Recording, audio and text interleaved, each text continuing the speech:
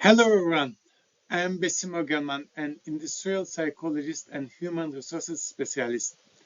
I have been working in the field of industrial psychology for over 30 years. I specialize in areas such as organizational culture, creativity and innovation, communication culture, the adaptation of artificial intelligence to industrial applications, and entrepreneurship.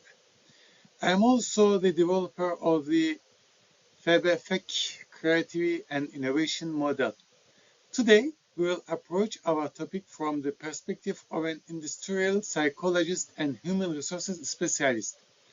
Of course, each of the topics we will discuss is vast.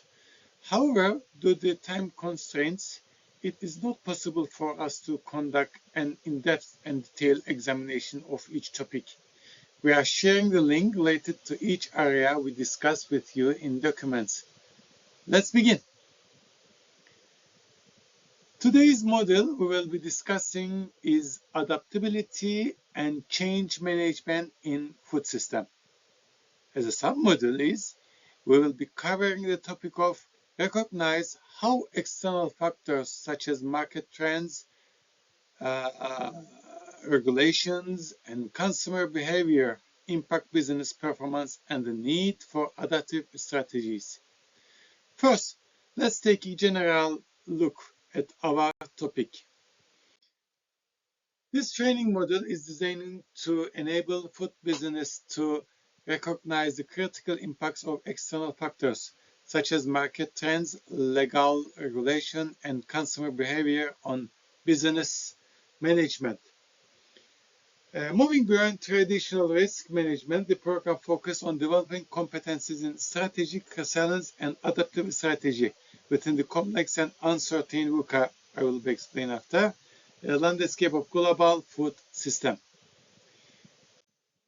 After this course, our learning objective is analyze the external environment as a dynamic system and identify the domino effects of stapled factors on business performance. Interpret binding reduction target under the European Union Green Deal and the Waste Framework Directive 2025. And of course, we will see robustness, adaptability, and transformability.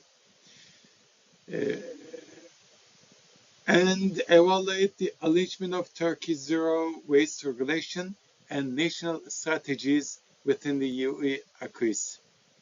Okay, let's begin our topics. As an HR professional, I know that a vision is just a wish if it remains on paper, but if it turns into strategy, it becomes a culture. What we call the 2030 vision is the commitment to halve food waste under United Nations SDG 12.3. Why is this an HR issue? Because behind every kilogram of wasted food is the labor of a farmer, a logistician, and the chef in your kitchen, labor that ends in burnout syndrome.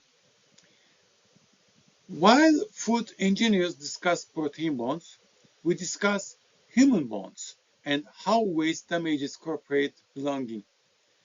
Strategic resilience is not just about the business not collapsing in a storm, but turning that storm into a storyboard with the employees. Joke aside, in 2030, a firm labeled as wasteful will not be able to retain talented Gen Z employees. Young people want to work in a place that saves the world, not one those tossed plate leftovers. Okay, in psychology, uncertainty is the biggest trigger of anxiety. In the business world, we call this VUCA: volatility, uncertainty, complexity, and ambiguity. Volatility is when food prices spike overnight, ruining your entire budget. Uncertainty is the corporate stress test created by the question, which regulation will change tomorrow? Complexity and ambiguity are those endless intermediate stops in the food supply chain. As an HR expert, I say, if your employees are saying, we don't know what to do, in this environment of ambiguity, your resilience is zero. Volatility happens not just in market prices, but in employees' motivation. We must be a learning organization, not one that freezes during a crisis. For instance, when a port is blocked, instead of saying, woe is us, we should diversity suppliers and prepare kitchen staff for this flexibility. Remember, he who cannot manage uncertainty cannot manage waste. In HR, we focus on the human element, but stepped analysis shows us the big picture. Stepped analysis is a strategic planning methodology that can be used across all business functions to discover, evaluate, organize, and track external risk. It is an acronym, with the letters standing for social, technological, economic, environmental, political, legislative, ethical, and demographic, as you see in the picture. Ethical and social factors are no longer just public relations decorations. If your employees see you tossing food recklessly, you cannot win their engagement. As consumer behavior shifts, your business performance is directly impacted. Customers are now buying the moral story behind the meal, not just the taste. While an AI enters the kitchen on the technological axis, it is HR's job to manage employees. Will robots take our place fears? The cleanest way to lower costs during economic shock is to provide employees with waste prevention competencies.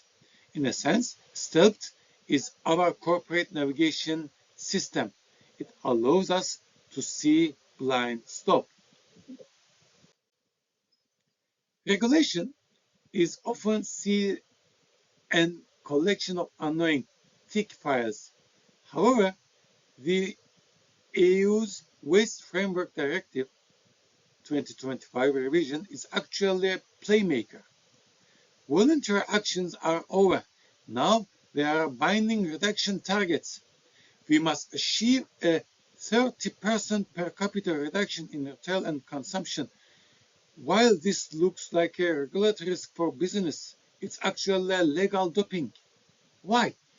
Because these rules force us into transparency and operational excellence. Psychologically, we know people adapt faster to change when told these are the rules. It's very interesting. Donating food is becoming a legal obligation, not a favor. A leader who follows legislation is a leader who prevents their ship from hitting the rocks. If you don't religion today, tomorrow's fines will demolish your corporate welfare. Okay, you hear the word resilience in every HR interview. At a technical level, resilience consists of three capacities. Robustness is that strong corporate skeleton that can withstand shock. Adaptability is the flexibility of the muscles, adjusting operation according to the situation. If you only try to stay robust in a crisis, you will eventually break. You must stretch, meaning you must adapt. For an HR perspective, functional redundancy is not just warehouse stock. It's employees having multi-skilling. If the dishwasher can manage the process when the chief gets sick, or the team can immediately activate Plan B when the supply chain breaks, you are resilient. Redundancy might look like waste, but it is the system's insurance. A car without spare is lighter, but it gets stranded when a tire blows. Wait, let's go back to the success stories, FeedTech. This technology is a smart scale system that measures kitchen waste.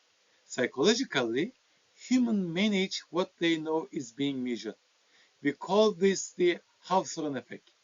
Behavior improves if someone is watching. This system reduces kitchen waste by 50%. How do we explain this to chief? Not by saying we are inspecting you, but by saying we are preventing your labor from being trash. Data-driven kitchens prevent unnecessary production by forecasting. As the wasteless eye example, lowering prices based on expiration dates is both friendly to the consumer's wallet and the business profit margin. Digital innovation doesn't kill the chief's talent. It gives him a sword to fight waste. He who resists technology becomes a slave to waste. Let's remove the word waste and call it resource. Upcycling is the pinnacle of creative intelligence. MeTerra takes surplus milk and makes t-shirts. This engineering, not alchemy. As an HR expert, I see how this model fuels a sense of purpose. When employees say, I'm not just cooking, I'm part of a circular system that protects world resources, motivation skyrockets. Circular business model kill the take, make, dispose model.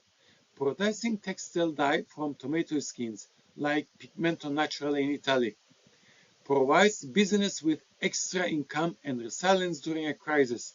Your waste can be your cash down flow. If you only see trash when looking at a garbage can, you are suffering from strategic blindness. It's very interesting. In Pigmento Naturale Italy, production of hundreds of percent natural dyes from agricultural waste. Wow. Woolworths Australia thought, as a lesson in corporate culture change. They donated 10 million meals to keep stores away from landfills. This is a massive operational strategic adaptation success. How did it happen? Just because the CEO gave an order? No, because thousands of employees in every stop internalize that waste is a reputational crime. Corporate reputation is built through such actions. The loafer beer produced from state bread is a slap in the face to greenwashing claims. It is genuine innovation. Employees feel proud placing this beer on the shelf. If you don't give your staff a success story to be proud of, they will see waste prevention instruction merely as a workload. Okay, let's continue. Turkey is a country experiencing the problems of both developed and developing nations with challenging cultural habits like serpme kahvaltı, meaning unlimited breakfast, and logistical losses. But with the Zero Waste Project, a massive mental transformation has begun. The Save Your Food campaign by the Ministry of Agriculture and Forests saved $80 million through awareness alone. In our culture, food is scared, nimet.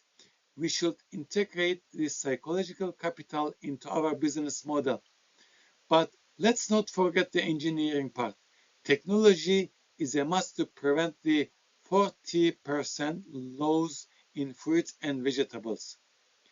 And HR, we should use our employees' motivation to protect our national resources.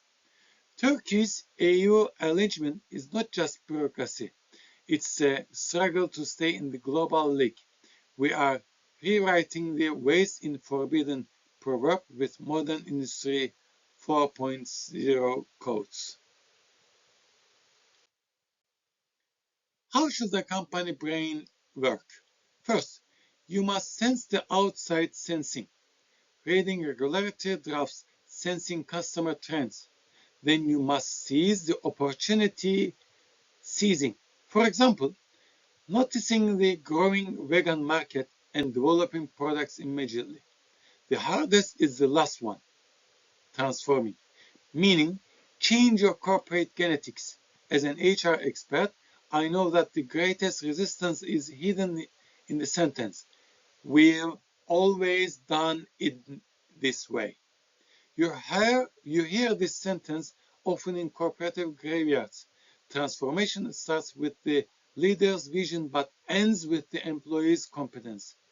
Early warning systems are not just digital, they are also human. If your employee can tell you there's a waste here, your senses are open. Dynamic capabilities come from flexible minds, not static building. And don't forget, early warning system eliminate strategic blind spots. Okay. And as I say, you can see sensing, seizing, and transforming. These three parts, it's very important. Transparency is the foundation of trust. In psychology, relationships don't work without trust. In economics, trade doesn't work. Digital product passports, DPP, are digital IDs showing all the sins and virtues of a product from to fork. Blockchain technology makes it impossible to change this data. This is not just honesty to the consumer. It is a necessity for legal compliance. On the HR side, this means documented success for employees. Tomorrow, in job interview, they will say, "I was the leader of the team that increased the DPP score by 20%. While data ensures food safety, it also increases our strategic foresight capacity. In the future, a business without data will drift in the dark like a ship without a compass. Let's end my talk with a psychologist's advice. Change is painful, but waste is lethal. Food waste management is your corporate immune system in the competitive market of 2030. Protect yourself with legislations, compliance, capture efficiency with digitalization, and achieve maximum performance with circular models. Summary: regulatory compliance plus digitalization plus circular models is equal maximum performance. Start pilot applications today. A leader who makes his staff care about waste today will be the master of the market tomorrow. Resilient businesses are not just those with money, but those who read their environment and integrate with their staff. Don't waste neither the food, nor the labor, nor the future. Thank you for listening. Don't forget, time and food is our most valuable raw material.